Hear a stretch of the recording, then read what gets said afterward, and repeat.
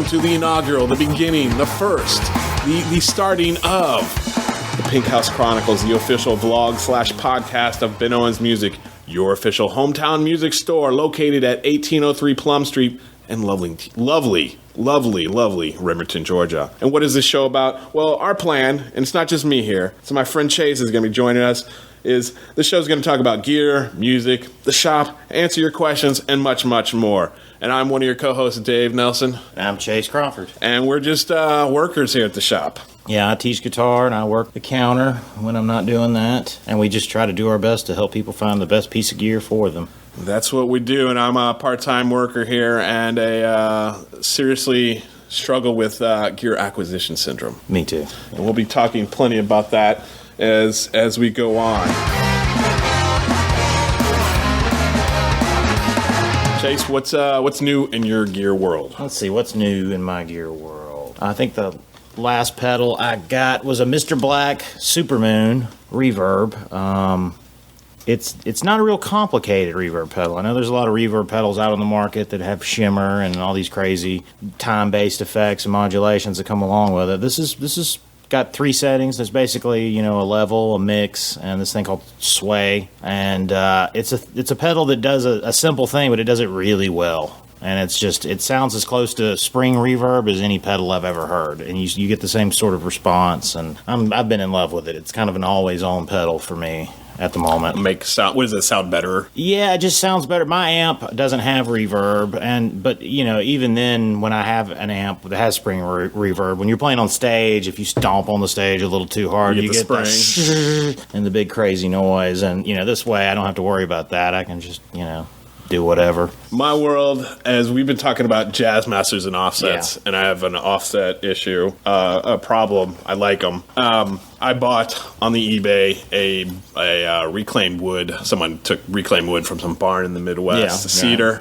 And so I'm going to be, my summer project is build me out or however long it's going to take, a jazz master of mine. So I've been eyeballing one for years. Looking at all the different choices, all the boutique builders and everything and the stuff that comes into the shop. And there's so many options. There's so many little individual parts when you're building guitars. I know when Ben builds his guitars, it's like until you sit down and start ordering the parts, you don't realize how many little facets of a build that there are to consider. You get sort of option paralysis. Yeah. There's those little, and then the little things that we've talked to some people. It's like, I'm ordering all this stuff. It's like, wait till you get the part in. Right. So I'm just like, I'm making my wish you got to list. make sure everything matches up. You can't just throw any old guitar pieces together. There's neck radiuses and all this stuff you have to consider. You can't just, I like that, and jam them together. It's like a square peg in a round hole. And you fall in love with the body, and it's colored too, but it's not routed out for if you want kind of like you want the control circuits to do on the Jazz Masters. The same thing with any guitars. Is it going to be cut and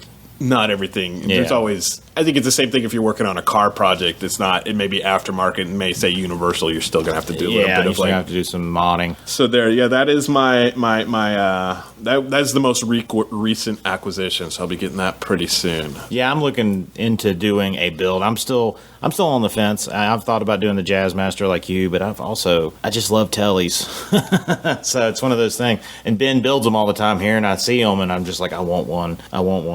I bought my telly, and I'm like, I have my telly. Yeah. I have one too. But I think if people... It's just a versatile instrument. But yeah, Jazz Masters are cool. Can't beat the offset for the cool factor, in my opinion. But I like that there's just enough variety for everybody out there. Is there anything in your dream...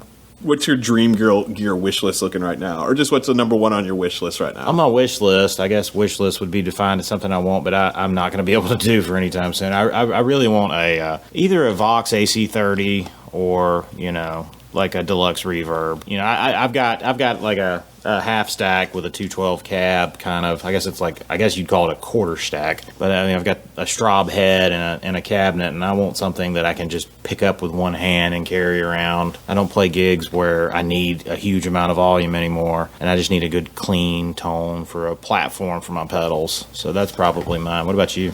Mine is... I saw some pedals that I want, and I think in the shop, Dreamless is. I like that op amp, Electro Harmonics fuzz. But also, I just heard on another podcast, there's a guy out of Portland has a fuzz that's unique, and within everybody says it all sounds. No, it doesn't sound the same. If you get like a fuzz face, sounds different. Yeah. All the different ones. They all have different characters. Yeah. It just has a little different cheek to it. So I'm just like But then I pulled the trigger on that body, which I didn't think I was going to win the auction on the eBay on that one. So it's like, well, surprised you. that followed by I'm looking to get an amp, and we should later on we're going to talk about solid state mix versus tube amps like this, getting like one of those kind of new solid state Fender Tone Master amps, but that's a whole other can of worms. But right now I'm looking at fuzz pedals, and it's either between that or a delay or a reverb of some sorts. I don't know. I've got a bunch. Yeah, you've got enough fuzz pedals, man.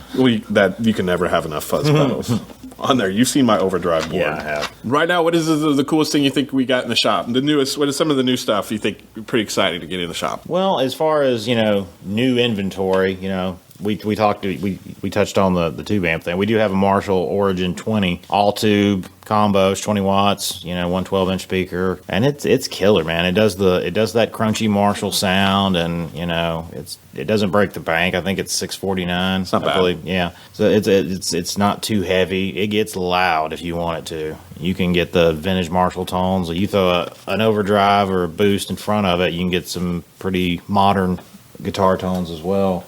As far as the vintage side, we've got 82 Fender lead. Yeah, that's a lead one. Lead, I don't know. We need to do a little more research, but yeah, it's a lead one. The neck says, but the body has the two single coils with the reverse phase switches, and the neck is just my favorite neck in the store. It is sweet. It's kind of like a cross between like a Fender Mustang and and it's maple. Yeah, it's maple, and it's it being aged like it is. It's just starting to show its true character, and it's nice. But I also like that Gibson Challenger, which is also an 83. It was silver originally. It's got this kind of greenish color. Well, the lacquer they put over it, so you get the same thing when you get like they get the silver burst from the 70s that are now green, and so you pay like out the wazoo for those type of things. But yeah, it's a beautiful instrument. It's got the natural aging on it, which is just awesome. So and it's one of the few bolt-ons that Gibson did back in the day. It's a solid guitar. It's got an ebony fingerboard. I mean, it's got a great neck. So that's what's new, or what kind of like grabbing our eyeball in the shop, and just drop by because stuff's always in and out of here. Yeah, we'll plug it up and let you hear it. All right, it is. We sent out a request on the Facebook for questions, and then you sent another one out too. So we actually have questions, which is exciting for this first episode. Yeah, and feel free when you listen to this, send us some more questions, and we'll cover them in future episodes. Direct message us on the Facebook. Yeah, however you want to. You know how to get a hold of us. All right, here's one of the first ones we got. Who cuts your hair? I actually cut my own hair. I started, a couple years ago, just because I'm very particular about my hair. Everybody that knows me knows that. And I got pretty good at it. So this whole quarantine situation didn't really affect me any. And I go to a gal named Lori, and she's in between shops. That's where I get my haircut. But I think that was a more question for you. Because I wear a lot more hats than you do. True. Although I am wearing a Stetson as we speak. You are. All right. You want to do the next one? Yeah, so we got, this is another pretty softball question, so we'll cover this before we get into the nitty-gritty. This is pitch shifting effects, your opinions on them. I do not have a lot of pitch shifting effects. I mean, I could see why people are drawn to them. Right. But right now, my what I'm drawn to effect-wise is going to be overdrives, fuzz, delays, reverbs, and I'm getting into utility pedals lately. Yeah, I've had pitch shifting pedals in the past. I like some of the octave style, especially like the fuzz pedals that have octave effects. Right. That's sort of a dual purpose. And I messed around with, the old Digitech whammy in the past. They're a lot of fun, but I personally never found a lot of practical application for them. If you're doing shoegaze stuff or even really avant stuff, I could definitely see the use in them. I think it just depends on what you like to play. Yeah.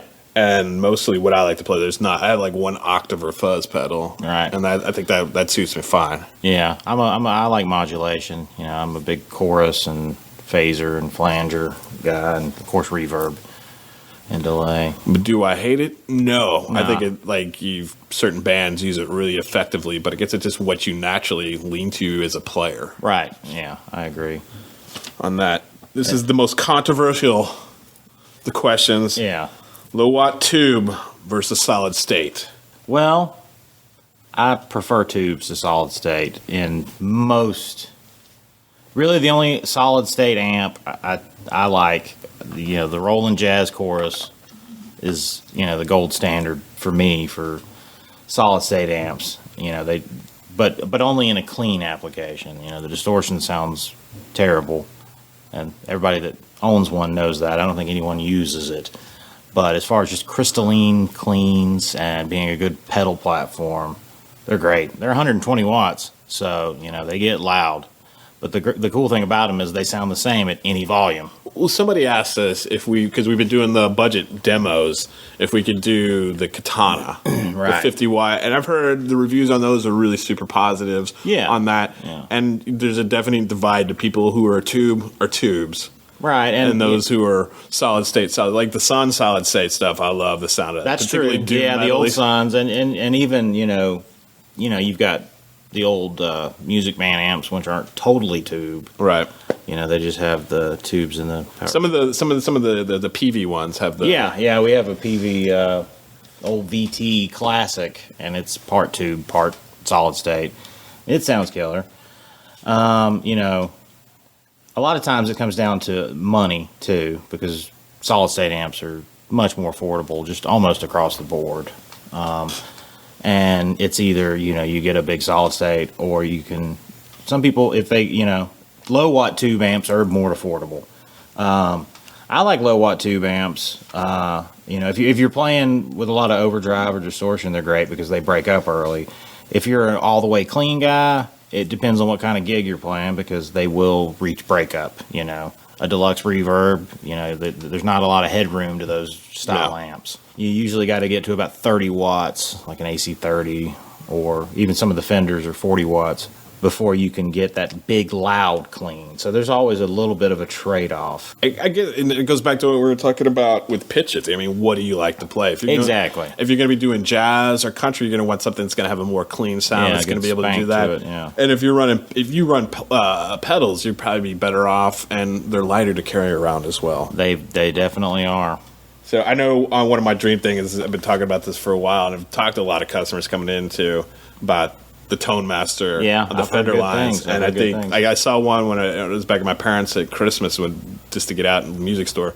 They're light, they sound good, and I mean, I guess if you're really listening closely, you're going to be able to tell the difference. But if you're playing even live, then, they have like a voltage sag type thing in the circuit that sort of replicates that sag that you get from a tube amp that most solid states don't. And I like too is like for bedroom playing at the house, you can run it down to 5 watts, or even to the 1 watt, and you can be able to play and get that sound. That's so it true. becomes like an attenuator. Yeah, that's quite literally. And not having to have I've got a VHT tube that I can run down to a 1 watt versus the 6 watts for when I'm testing stuff out. But a lot of newer tube amps have introduced that feature. The Marshall Origin 20 that we mentioned that we have is 20 watts, but there is a wattage switch where you can play at either 10 or 5 or 20.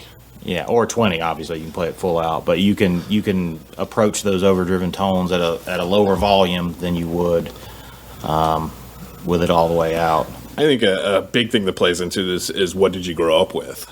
That's true. Like if you grew up listening to bands and stuff that did the solid state, and then you go over to the tubes, and sometimes you end up going back to what you listen to. So it's an I mean, a lot of bands, if you're a fan of any of the sort of alternative stuff from the 80s, most of those bands used JC 120s, the jazz choruses. Andy Summers from the Police, that's pretty much the amp he sort of identified with. Robert Smith from The Cure, he used one a lot. But then if you're a Scorpions fan, that's not going to cut the mustard for you, really. Or even those country. I mean, or metal guys are going to be mostly using Marshalls or what was the amp that the dude from Pantera used? The Randall. The Randall and things like that. Or the Mesa Boogies, and of course you got Ingalls and all kinds of, boutique amps nowadays. And then country players like that Fender PV sound. Yeah, although a lot of more modern country guys have been using the AC30 style circuits, like the Dr. Z's and, of course, the AC30s or the old train wreck amps, because they get a good natural compression to it. But, yeah, it just boils down to what are you trying to achieve? I think one question we get in the store is like, I get asked, and I'm sure you do as well, what do you like? What I like and what the customer like is going to be totally different because my ears, I'm chasing a certain tone or I have something in my head. So it's one of those things that you really have to try these out and find out what you like. Oh, very true. And if anybody that knows me knows I'm very, what's the word? Fluid when it comes to musical genres. If I'm into one thing for a while, I want a certain type of gear. If I'll switch gears. I'm a big country fan, but I'm also a big metal guy, and I'm also a big, alternative, old school kind of guy. So one question we got, but I think next episode we should really delve into it, and it's a good one. Tone woods. Yeah, we'll talk about that one. Everybody weigh in on that. What's the first episode, Chase? That's one in the books. One in the books. One for hopefully many more. So thanks for checking this out. Please share this, comment, submit questions. Yeah, we want to create a conversation with the community here. So I think we try to make the shop that way. Yeah, we want to hear from you. All right. I'm Dave. I'm Chase. Till next time. I've been going on here. My name's Dave. I'm one of the employees here, one of the staff. I don't know. And then we got. And I'm Chase. My name's Chase Crawford. I teach guitar here, and I also man the counter. And me and Dave both help Ben get his repairs on the. And that's the phone going off because we are recording in the store. Welcome to the Pink House Chronicles, and this is the inaugural episode of the official vlog/podcast of Ben Owens Music, your hometown music store located in 1803 Plum Street in lovely Riverton, Georgia. We're just right behind all the bar street. What's up? We got someone coming. Oh, shoot.